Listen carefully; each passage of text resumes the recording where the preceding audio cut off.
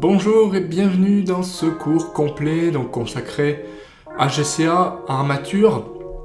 Donc merci pour votre confiance. Sans plus tarder, je vous montre vraiment toutes les astuces. Donc formation complète pour utiliser correctement GCA. Alors, ce qui vous a été fourni déjà, c'est donc les Lisp. Donc on va voir tout ça. Le guide d'utilisation, il est assez détaillé, donc ça c'est intéressant, je dirais. Les exemples de rendu, pour vous faire une idée du rendu final. Les aides, alors ça, les aides c'est très très pratique puisque c'est assez parlant. Alors, ça je vous laisserai prendre connaissance. Moi j'ai ouvert évidemment le gabarit carnet armature. Alors, d'abord, ce qu'on peut dire sur les Lisp, c'est qu'effectivement, il y a un certain nombre de Lisp que je vous ai mis. Je les utilise pas tous personnellement parce qu'il y en a beaucoup. J'ai fait une liste des routines pour vous montrer un petit peu comment ça marche, mettre les raccourcis, etc. Ceux qui seront vraiment en lien avec GCA, ça va être, je le cherche, ça sera essentiellement poids armature. Donc il faut que je le rajoute dans ma petite liste. Je vois que là, il n'y est pas. Ou alors je ne le vois pas. Donc je vais le rajouter. Bref, il y a un certain nombre de Lisp. Pour les charger, c'est expliqué dans le guide, mais bon, vous faites upload. Et là, pour les charger une fois, par exemple, tapcount, je le charge seulement quand j'ai besoin. Par contre, les autres, mis à part tapcount, ils sont tous chargés. Alors, je sais qu'il y a un problème entre poids armature et tapcount, par exemple. C'est pour ça qu'il faut faire attention à ça. Mais sinon, rien ne vous empêche de charger tous les autres ici au démarrage quand vous faites ajouter. Donc ça, c'est important à connaître puisque quand vous cliquez sur contenu, à chaque fois qu'AutoCAD va s'ouvrir, tout ce qui est dans la ici sera chargé. Si vous n'avez rien, vous faites ajouter et vous sélectionnez les Lisp qui vous intéressent. Donc une fois que c'est fait, vous pourrez utiliser un certain nombre de Lisp qu'on verra ensemble. Ce qu'on peut dire au niveau de l'interface, c'est assez simple en fait. Vous avez tout ce qui est armature en bas. Donc on va dire que ça c'est tout ce qui concerne le ferraillage des dalles. Enfin voilà, vous pouvez... généralement en fait en haut vous avez tout ce qui est carnet. Donc vous allez générer votre cartouche ici, vous allez faire vos pages. Et supposons que vous ayez un grand plan, vous utiliserez plutôt le mode NAP qui est du A0 par défaut. Et du coup vous viendrez utiliser ces outils. Et les outils vous les ferez glisser donc sur votre plan. Que vous aurez mis soit en référence externe, soit avec des copier-coller. Ça, vous faites comme vous préférez.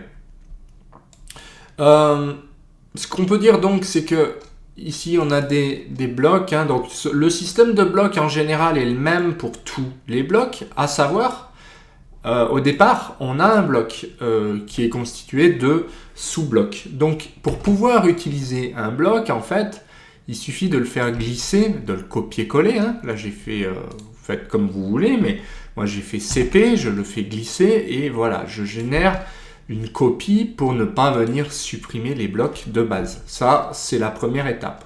Sinon, rien ne vous empêche de passer par de l'insertion. Moi, je fais I, espace ou entrée, et là, vous pouvez venir insérer un certain nombre de blocs. Dans le guide d'utilisation, je vous apprends comment sont rangés les blocs. Concrètement, 1, armature longitudinale, 2, armature transversale, 3, boîte d'attente, 4, tout ce qui concerne les dalles, ou les TS, plutôt les TS d'ailleurs, avec, que ce soit des répartitions de HA. Et ensuite, 5, les outils. Donc, il y a un certain nombre d'outils. Les outils, vous allez les retrouver à cet endroit, précisément. En général, ils seront tous ici. Ensuite, si on continue, donc j'ai rechargé insérer, pardon, I et entrer. 6, c'est les armatures pré-armées, on va dire, et 7 prédessinées. Quelle est la différence? 7 prédessinés, vous n'avez pas d'armature. Vous pouvez vous servir des blocs avant de les décomposer. Je vous laisserai regarder. Franchement, aucune difficulté. Ce sont des paramètres. Vous choisissez ce que vous voulez. Vous étirez en mettant des longueurs. Attention à la saisie dynamique. Moi, je l'active toujours ici. C'est DIN mode 1 pour activer. Sinon, vous cliquez ici et vous aurez saisie dynamique. Voilà, ici, à activer si vous n'avez pas ce symbole. Voilà. Ou sinon, DIN mode 1, DIN mode 0 pour désactiver. Donc, effectivement, aucune difficulté. On peut étirer. Vous voyez, quand vous vous mettez sur une flèche, ils vous disent que ça va engendrer épaisseur de dalle. On peut l'agrandir. La retombée également. Et pareil pour tous les paramètres. Pareil pour ici, si je mets 30, j'aurai 30. Donc vous faites comme vous voulez, vous utilisez les outils ou pas, vous pouvez bien sûr redessiner, vous pouvez partir d'un élément, faire décomposer et venir tout simplement retrouver des objets. Donc c'est vraiment très très libre. Là, je fais CTRL Z pour revenir à l'état du bloc avant décomposition. C'est la même chose pour les éléments pré-armés, sauf que vous allez avoir des armatures dedans. Alors, puisqu'on en est aux éléments pré-armés, il y a une petite chose que vous devez savoir. En général, pour tous les blocs, hormis les CV, les blocs très simples, quand vous prenez par exemple un bloc, que ce soit poteau ou mur, la première chose que vous avez à faire, c'est choisir les options. Alors, dans les options, vous avez comme sous Advance ou à défaire des éléments à l'échelle. Les éléments à l'échelle vous permettent de dessiner des éléments complets qui vont vous prendre certes plus de place, mais ensuite, quand vous décomposez, vous avez la possibilité de changer les treillis. Donc, il y a des treillis sur mesure, il y a des treillis standards, voilà, et il y a des barres également standard où vous pouvez changer la forme sans problème et faire de l'inversion, bref, système à défaire. Ou bien, alors je reviens en arrière, ou bien vous avez un système d'éléments sans échelle. Concrètement, c'est le plus de GCA, c'est ce que j'utilise dans 90% des cas, c'est éléments, voilà, 6 par page standard par exemple. Alors quel est l'intérêt? C'est coupé, mais surtout, donc là je décompose, surtout je peux gérer dans tout mon dessin, niveau haut, niveau bas, épaisseur de dalle, ancrage, enrobage, bref. Comment ça marche? Soit vous faites fichier, propriété du dessin, personnalisé, et vous venez changer un certain nombre de choses ici. Pareil pour le numéro de plan. Ça peut être plan 102, à faire au hasard, hein. Voilà, niveau haut de 56, tac, épaisseur de dalle 25, enrobage 3, recouvrement 60, on peut mettre 50, voilà. Donc on va mettre plus 3 mètres, on va mettre, voilà. Histoire d'avoir quelque chose de différent, on fait OK. Quand je fais faire Regen, en fait, tout mon dessin va voir ses paramètres changer. Mais le gros plus, c'est que du coup, les armatures vont également changer. Donc, elles se sont mises à jour automatiquement. Là, les ancrages aussi.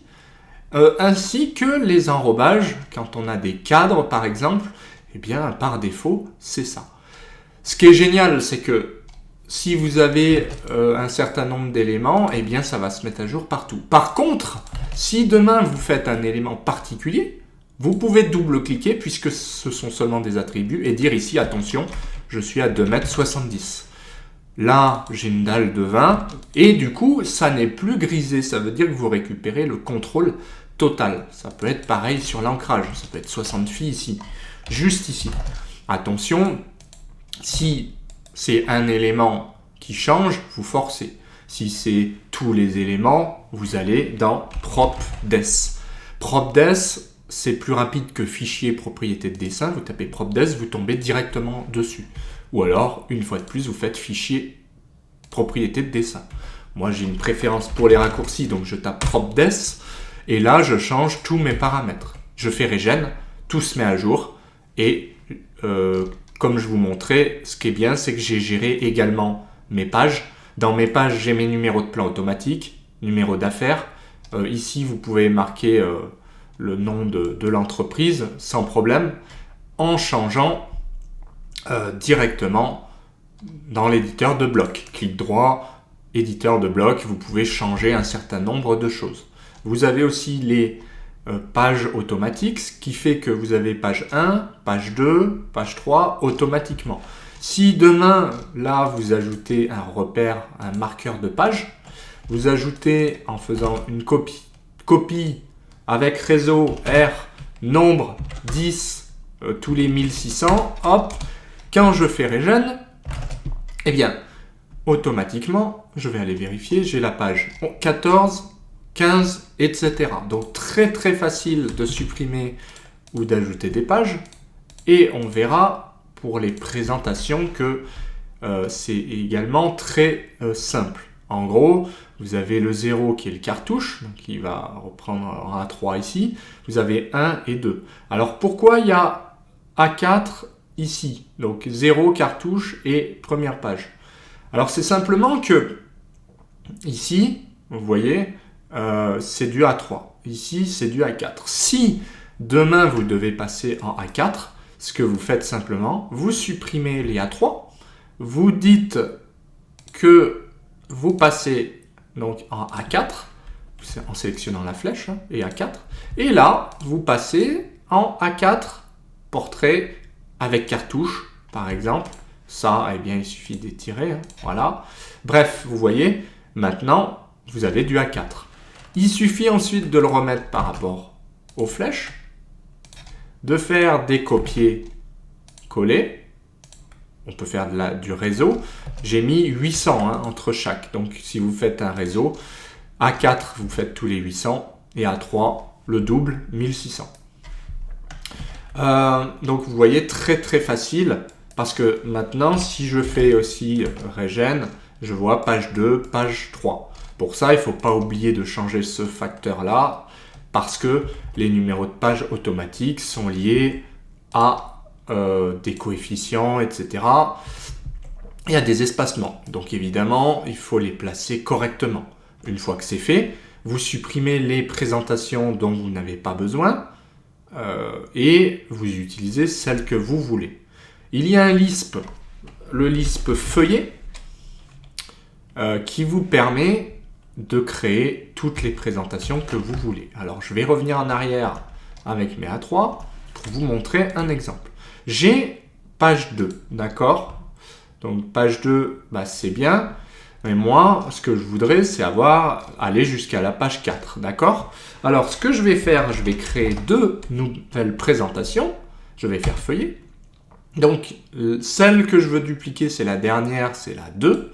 Je fais, s'agit-il? Non. Numéro de planche, généralement, on ne met rien, sinon il va vous mettre quelque chose devant. Donner le nombre de présentations, 2, entrée, et là, on a dit 1600. Et en Y, je ne décale pas, je mets 0. Donc là, il va décaler automatiquement de là à là, tous les 1600. Donc, j'ai bien créé ma page 4. Ici, j'ai créé ma page 3.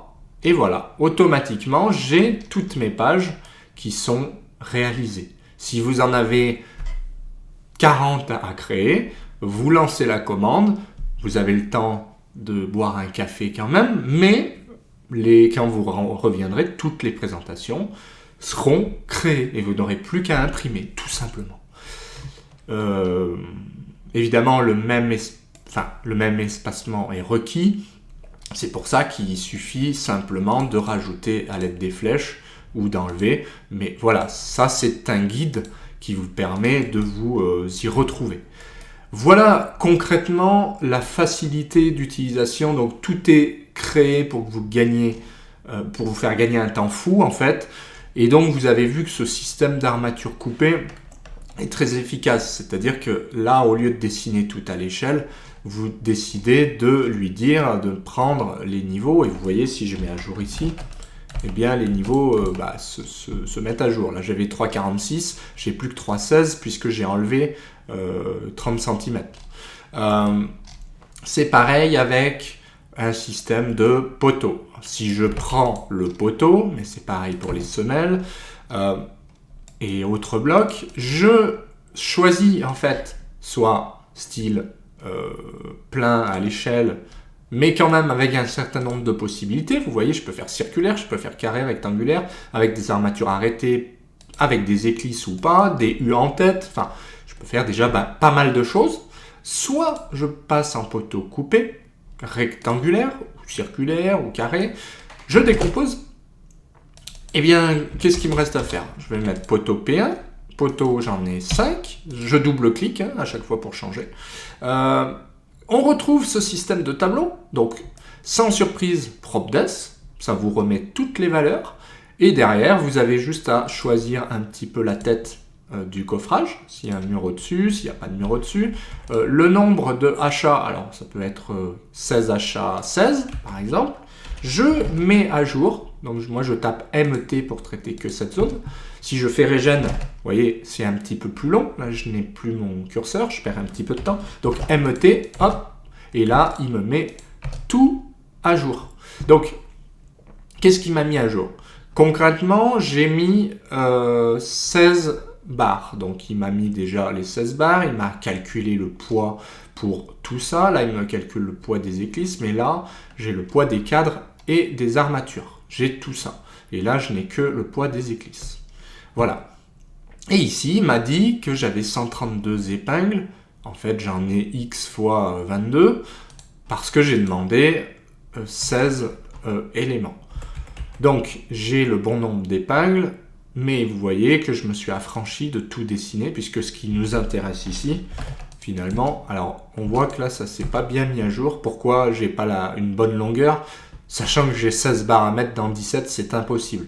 C'est qu'il faut générer ici la longueur du coffrage du poteau. Par exemple, si le poteau fait 120, 1m20 par 20, eh bien les cadres, évidemment, vont se mettre à jour. Sans surprise par rapport à ça. Donc 114. Ici, j'enlève 3 cm. Si demain, j'en ai un seul à changer, eh bien, je fais ça. Si au contraire, j'ai tout à changer, je fais PropDes, je change l'enrobage général. Là, on va supposer un enrobage de 4. Exceptionnel. Je mets à jour et vous allez voir que l'enrobage change. Enfin, les armatures changent forcément pour s'adapter. Et les longueurs sont bien mises à jour. Ainsi que le poids d'armature. Pareil pour les répartitions. Je peux mettre ce que je veux. 5 x 12, 6 x 17, pourquoi pas.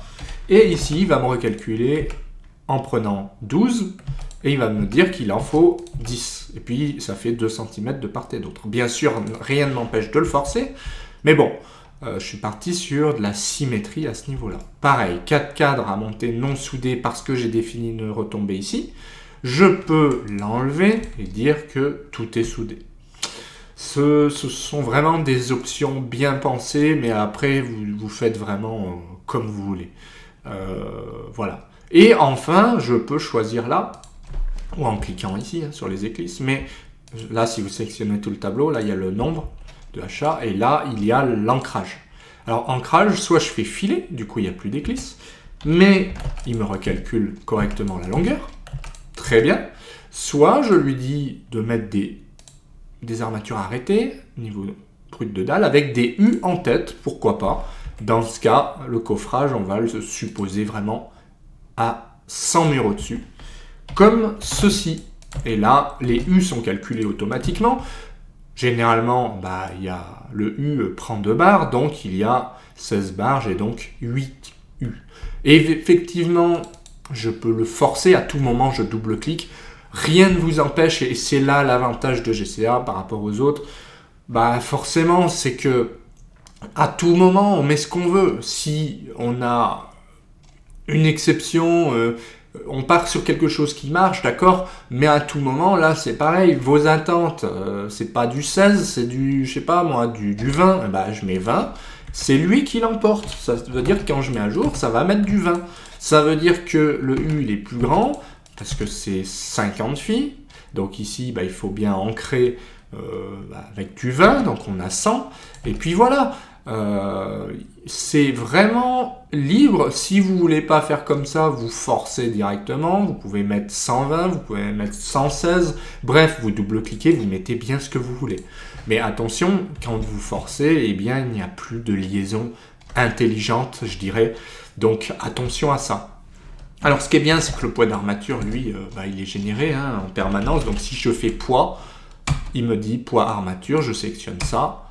Je vais taper ici P pour avoir le poids achat et je fais OK. Donc je lui demande de m'afficher le poids d'armature pour 5 poteaux.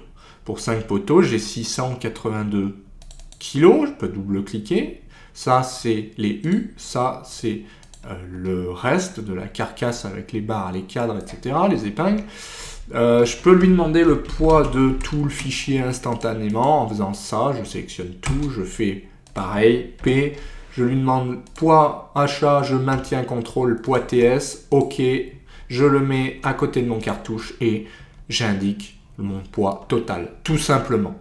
Donc là, il n'y a pas grand-chose, effectivement, parce qu'on n'a même pas vu encore vraiment les dalles.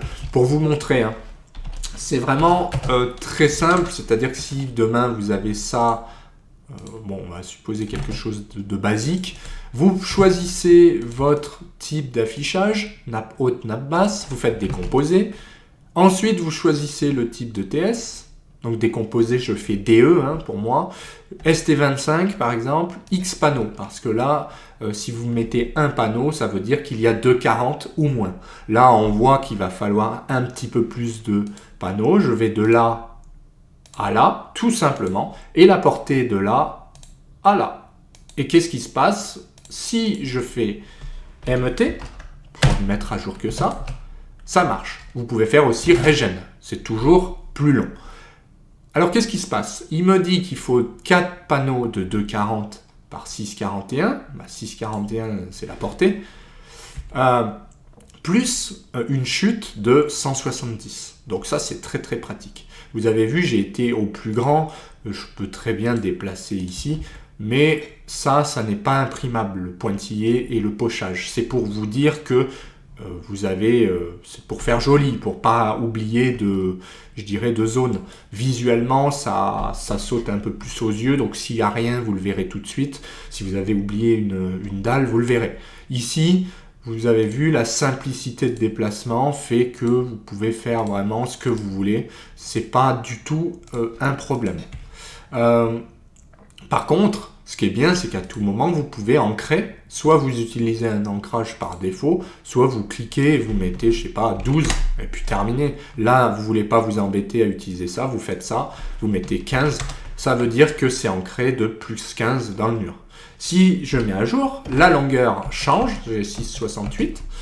Je peux faire pareil de part et d'autre. Je peux ancrer par exemple, 50, et puis là, de 10. Mettons, et puis je fais MET. Et là, j'ai un panneau de 2,30. Si j'ai plus, automatiquement, il va me basculer en 5 panneaux plus une chute de je sais pas combien. Mais voilà, c'est vraiment automatique. Donc vous n'avez rien à faire. Ici, je rebalance 0, je me mets ici, et je fais mettre à jour. Donc j'ai 180. Bien sûr, rien ne vous empêche de gérer ça avec une portée, en disant il me faut ici 1000, vous mettez 1000, et puis ça tient compte de tout ça. Vous faites vraiment comme vous avez l'habitude.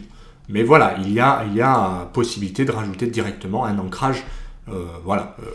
Ça, on peut aussi le personnaliser dans l'éditeur de blocs sans souci. Mais bon, peu importe. Quand j'ai des valeurs différentes, je peux mettre une valeur. Si ça ne me correspond pas, je clique ici et puis je mets 22 et puis c'est terminé, quoi. Et MET. Voilà. Donc, franchement, très simple à utiliser. Même principe pour les barres. Sauf que les barres, quand vous décomposez, eh bien, vous avez la possibilité de changer le diamètre, bien sûr. Vous avez la possibilité de changer l'espacement. Et du coup, si je mets 23, c'est la portée qui fera le nombre de barres. C'est-à-dire que c'est la portée ici divisée par 23 plus 1 qui va vous donner ici un nombre de barres automatique. Bien sûr, la portée ici, si vous avez 6 mètres ou 8 mètres 35, bah, il va vous mettre 8 mètres 35, enfin même 36 avec l'arrondi. Voilà. Donc, aucune difficulté. C'est le même principe pour tous les blocs. On prend un bloc, que ce soit une armature ici, on la copie, on la décompose, enfin on choisit ce qu'on veut afficher. Voilà, vous avez un certain nombre d'options. Est-ce qu'il y a de la nomenclature? Est-ce que c'est que des armatures coupées libres ou réparties? Enfin, vous essayerez, il y a énormément de possibilités. Ça peut être armature longitudinale standard, répartie, donc ça veut dire c'est comme un cadre, vous leur donnerez une répartition. Vous avez des armatures libres, dans le cas où vous voulez vous faire le croquis, bah, vous faites libre, vous choisissez le diamètre, à peu près la forme, et puis derrière c'est vous qui dessinez la barre en polyligne par exemple. Vous faites un croquis vraiment sans vous prendre la tête. Donc ça c'est l'avantage. Sinon, vous avez tous les éléments qui sont déjà prêts, on a vu, c'est vraiment très très pratique. Et c'est très intuitif, et vous avez aussi les aides. Donc le fichier aide est très bien fait, il vous guide un petit peu, il vous fait des zooms sur les tableaux, il vous explique ce qu'il faut remplir. De toute façon, voilà, tout est expliqué dans les aides. Donc franchement, il n'y a aucune difficulté, je dirais. Enfin, donc vous avez tous les calques qui sont là. Donc les calques, bien sûr, ils seront chargés chez vous. Vous avez les calques GCA à utiliser, mais après, vous remettez bien vos calques à vous. Par exemple, si vous n'utilisez pas BE Mur, mais vous voulez mettre, je sais pas, voile, bah vous mettez voile. Si c'est BA, voile. Si c'est bureau d'études, enfin, je sais pas, vous mettez ce que vous voulez. GCA, bah, je vous conseille de pas trop y toucher, sauf vous avez la possibilité d'afficher ce qu'on a vu, le pochage des armatures un peu. Alors on n'en a pas trop parlé, mais vous avez par exemple un code couleur. Ce code couleur, c'est un peu voilà, pour vous aider. Par exemple, ici, on voit que les couleurs des éléments sont différents. Rouge, c'est du HA6. Bleu, ça va être du HA12. Moi, je les connais par cœur à force. Et vert, HA10. Si vous ne voulez pas ce code couleur, simplement vous le masquez, comme ça vous ne le verrez plus, vous n'avez que le pochage. Le pochage vous permet d'imprimer en grisant légèrement les armatures. Une fois de plus, si vous ne le voulez pas, vous le masquez. Alors, moi ce que je ferai, là il est en 164, donc il apparaîtra, ça dépend de vos CTB. Vous le mettez dans une plume plus légère ou vous le mettez en plein dans une couleur noire. Voilà, ça dépend de ce que vous voulez. Une fois de plus, on peut aussi le désactiver. Mais bon, franchement, comme les armatures sont fines, eh bien, il vaut mieux le mettre en plein, comme ça vous avez des traits noirs, ou alors vous le mettez, comme moi, dans une couleur, parce que pour moi, ça sort en plus grisé doux, pour bien voir la différence. Comme ça, on voit qu'il y a une armature, mais elle n'est pas non plus pleine. Ça veut dire que si je mets une flèche dedans, bah, elle n'est pas... on la voit, quoi. C'est plus clair pour moi. Mais une fois de plus, c'est vous qui voyez. Vous faites comme vous voulez. Vous pouvez gérer donc ce pochage. Une armature, donc achat fin, c'est tout ce qui est armature ici. Par contre, si vous créez une armature, j'ai créé achat fort. Pourquoi? Parce que si vous ne voulez pas vous embêter, vous faites une polyligne ici. Par exemple, une armature un peu bizarre comme ça, vous la mettez en GCA achat fort, et si votre CTB, en principe, vous vérifiez, ça devrait se faire par contre un beau pâté, donc c'est bien visible. Pour le coup, on voit que c'est un petit peu différent, mais comme c'est une armature libre, eh bien, on n'a pas tellement le choix. Sinon, vous êtes obligé de copier une armature, mais vous allez vous embêter plus qu'autre chose. Ça, c'est sûr. Parce que vous êtes obligé de partir d'une armature qui existe, sans nomenclature, et vous êtes obligé de la modifier et de tenir compte des pochages, des hachures. Donc, c'est vite une usine à gaz, sachant que ce sont tout en polyligne. Il n'y a pas vraiment de hachures, ce sont des remplissages en polyligne. Sinon, rien de particulier, vous avez vous retrouvez donc un certain nombre d'outils donc qui fonctionnent exactement de la même manière. Vous retrouvez la possibilité donc de mettre à replier avec des symboles, mettre des reprises de bétonnage, toujours bloc dynamique avec possibilité de faire de la rotation, donc vraiment basique. Ça c'est pour couper, hein. Donc si vous en avez besoin, vous pouvez par exemple utiliser ces outils. Vous avez un mur ici, et bien ça vous le mettez au premier plan. Et ça vous coupe n'importe quel objet, même si dedans il y a des armatures, voilà. C'est très pratique, d'autant plus qu'on peut changer la taille de ce qui est coupé, et on peut changer aussi l'angle. Donc ça, c'est vraiment, je dirais, vraiment très très pratique. Ce sont des outils tout bêtes, mais très fonctionnels. Pareil, si vous avez des pieux, eh ben, vous avez plus qu'à... Vous avez un joli pieu, quoi. Ça sortira bien à l'impression. Ça peut être un poteau entier. Voilà, circulaire évidemment. Vous pouvez faire inversé. Donc, tac, s'il est coupé en haut, bah, vous le mettez comme ça. Si c'est plutôt un pieu, ça sera comme ça. Vous avez tout ce qui est réservation. Donc, réservation, on choisit vraiment. On peut afficher aussi les annotations. On peut afficher sans annotation. Si vous voulez mettre des résas dans une poutre, vous pouvez. Ensuite, il y a tout ce qui est ligne de repère. Donc, j'imagine que vous allez récupérer les vôtres. Mais il y a une trame déjà qui fonctionne assez bien. Enfin, vous pouvez un petit peu modifier plutôt ces lignes de repère dans le gestionnaire des styles de manière à... Parce qu'il y est déjà partout. Donc attention à ce que vous faites. Si vous modifiez, vous pouvez modifier un petit peu la forme, mais le problème c'est que ça sera modifié partout. Donc il faut faire attention à ce que ça fonctionne. Indice, vous utilisez bien ce que vous voulez. Ça permet simplement d'avoir une ligne de repère où je mets indice 1, indice A, enfin vous mettez ce que vous voulez. Vous avez les cotes par échelle, vous avez le tableau des poids. Donc quand vous faites un poids d'armature, c'est celui-là qui est récupéré. Pareil, on peut les adapter un petit peu. Alors ça, je dirais infogabarit, ça sert pas vraiment, puisque vous avez déjà tout ce qu'il faut qui est fourni à côté. Vous avez les armatures. Donc ça, ce sont les armatures dans le cas où vous voulez faire un élément, par exemple, de A à Z, et puis venir utiliser certaines armatures après coup. Bien sûr, si vous utilisez un bloc poteau complet à l'échelle, vous avez déjà les armatures qui vont bien dedans, et donc vous n'avez plus qu'à les modifier. Qu'est-ce qu'on peut dire d'autre? Oui, bon, exemple cartouche, je l'ai enlevé. De toute façon, vous avez déjà vos propres cartouches. Et puis, je ne pouvais pas laisser un cartouche client. Mais voilà, concrètement, les cartouches, vous avez qu'à le faire rentrer. Voilà, s'il rentre ici, c'est bon, ce sera visible.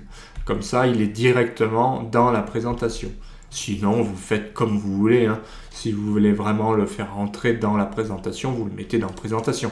Moi, je préfère avoir tout dans objet. C'est une habitude que j'ai prise, surtout par rapport à la gestion des champs ici automatiques. Voilà, tout simplement. Avec donc les listes, on en a vu quelques-uns. Vous aurez la liste et vous pourrez utiliser certains lisps. De toute façon, j'ai déjà fait... pas mal de vidéos, donc après les lisps il y en a, c'est pas vraiment compliqué en soi à utiliser et surtout c'est optionnel. Si vous avez un AutoCAD LT, ça ne fonctionne pas, donc c'est réglé, vous n'avez même pas à vous en soucier. Par contre, si vous avez un AutoCAD, au moins à minima, ce qui est intéressant, c'est ce qu'on a vu, c'est le lisp pour faire donc poids armature, qui vous sortira directement le poids total pour tout le carnet ou juste pour certains éléments. Donc c'est vraiment très pratique de pouvoir utiliser ce lisp-là, je dirais. Sinon, dans armature de dalle, on trouve tout ce qu'on a vu, avec une possibilité de faire des bandes noyées qui sont plus données avec la dalle en principe, et aussi des renforts de trémies. Alors renfort de trémies, c'est un petit peu particulier. Il y a une aide aussi dans le guide d'aide, hein. Mais en gros, vous choisissez à peu près la forme que ça a. Hein. Si c'est au milieu, c'est dans la dalle. Si c'est à côté de mur, ça sera comme ça, puisque vous pouvez ancrer de part et d'autre. Mais concrètement, pareil, on décompose. On choisit plutôt dans les propriétés, hein, parce que ça va plus vite. On met le A. donc la distance, on met le B, 50, et vous voyez, tout est assez automatisé. Armature sens porteur HA10, sens non porteur HA10, et puis c'est tout, je dirais. Parce que vous faites regen, et tout se met à jour automatiquement. Vous voyez, très très simple, c'est tout à l'échelle, on a bien une barre de 230. C'est en général pour du 50e, enfin ça marche pour du 50, 75, centième. Vous voyez, c'est beaucoup plus gros que les détails au 25e, hein, on le voit, le texte est beaucoup plus gros, il est lié à peu près à celui-là. Donc ça, je dirais, pareil, vous pouvez un petit peu bidouiller, mais les échelles de texte sont censées fonctionner pour des échelles standards. Pour les détails, que vous soyez au 20 ou 25e, ça marche. Sauf qu'attention, les cartouches sont bien dans une échelle plutôt au 25e. Donc si vous voulez faire du 20e, il faudra les passer au 20e et changer un petit peu les présentations. Sinon, rien ne vous empêche d'utiliser directement ces détails au 25e. Ça marche très bien. Et puis le reste, c'est entre 50 et centième. Donc voilà ce qu'on pouvait dire au niveau formation complète. Il n'y a vraiment rien de compliqué. Si on fait un exemple ici, moi je copie ça tout simplement. Je vais générer mon premier élément. Donc là, on a dit qu'on faisait des chaînages verticaux. Alors il y a une aide au remplissage. Là, c'est simplement de l'étirement. C'est pour faire joli sur le carnet. Vous l'utilisez pas, c'est comme vous voulez. Mais si vous l'utilisez, vous avez une aide au remplissage. Chaînage verticaux. Si je double-clique, je mets ce que je veux. Ça peut être chaînage. Voilà. Vous mettez ce que vous voulez. Et puis ensuite, c'est ce qu'on a vu. On choisit le type de CV standard. Je décompose. Et ensuite, je peux choisir vraiment mon nombre de barres. Le diamètre des HA. Je peux choisir ici d'ancrer, sous dalle avec 2 éclisses, par exemple. Je mets à jour et c'est terminé. Enfin, voilà. Je passe au suivant, tac, je fais des copier-coller, et ensuite, voilà, c'est comme vous voulez. Vous faites autant de copier-coller que vous voulez. Vous voyez, l'avantage, c'est que quand même, on peut mettre un grand nombre d'éléments. Là, j'ai laissé un peu trop de place entre chaque, mais vous voyez, on peut se débrouiller pour faire rentrer beaucoup d'éléments, ce qui n'est pas le cas à l'échelle, évidemment. C'est pour ça que je vous encourage à utiliser ces éléments coupés, parce que dès qu'il y a la moindre modification, vous changez dans PropDes et puis c'est terminé. Alors, petite astuce, vous avez de l'incrémentation en Lisp. Donc, Excel, par exemple, vous permettrait de faire préfixe CV 1. Ok, donc, tac, je clique, CV1, CV2. Alors, il faut que je relance parce que je suis sorti. CV3, ok. Incrément de 1, toujours. C'est plus simple. Tac, CV5, CV6, CV7, CV8, bref. Vous voyez, rien de compliqué. Il suffit juste après de changer le nombre de CV, de les modifier et c'est terminé. Ensuite, je fais le poids. Donc, Lisp, poids, armature. Je choisis tout ça. Je fais P, poids HA, j'ai pas de TS, donc que HA et je peux très bien l'afficher quelque part pour donner le poids HA. Ça peut être ici, ça peut être ailleurs, par exemple. Oui, ça peut être très bien en bas de page. Donc voilà un exemple de plan. Ça va très vite, c'est pas compliqué. Donc voilà, c'est au niveau de la formation, la prise en main, c'est très très facile avec les guides d'utilisation, les aides, etc. Pour des cas standards, ça marche très très bien. Quand ce sont des cas moins standards, évidemment, ça peut poser des soucis. Si vous avez que des armatures libres, c'est sûr que c'est toujours plus long, mais ça peut se gérer ponctuellement. Par contre, les armatures qui reviennent tout le temps, une fois que vous en avez fait un, ça va vraiment très très vite. Puisque aussi, je ne vous l'ai pas dit, mais pour chaque armature, si je sélectionne par exemple 2 éléments qui sont les mêmes, je peux utiliser ici choix du type de CV. Je pourrais très bien changer plusieurs armatures dans les propriétés. C'est ce que je fais. Par exemple, si vous avez des CV, là, ce sont tous les mêmes, d'accord ? Je vais dans propriétés, par exemple, le nombre, je peux le changer d'un coup. Le nom du CV, par exemple, CVA, je le change d'un coup et je fais entrer. Donc, on voit qu'au niveau des blocs, il n'y a pas photo, c'est facile à utiliser, il y a une logique, il y a une cohérence. Tout ce qui est en magenta, c'est à vous de le mettre. Tout ce qui est en rouge, c'est calculé automatiquement, mais à vérifier. Tout ce qui est en vert, en principe, vous n'avez rien à faire. Donc, il y a quand même une cohérence entre chaque bloc. L'utilisation est très très simple. Et surtout, la compatibilité entre les versions AutoCAD est vraiment tip top, puisque c'est du pur AutoCAD. Hein. Il n'y a pas d'autres logiciels, ça a été développé 100% AutoCAD. C'est pour ça que ça marche très très bien. Et bien voilà pour cette formation complète, j'espère que ça vous a plu. N'hésitez pas à me contacter si vous avez besoin d'autres choses. Je vous mets, vous avez avec un lien vers des blocs dynamiques, vers d'autres gabarits aussi qui sont aussi puissants et vers des formations spécifiques via mon site web. Et bien voilà, je vous dis à bientôt, très bonne utilisation à vous et excellente journée. Allez, au revoir.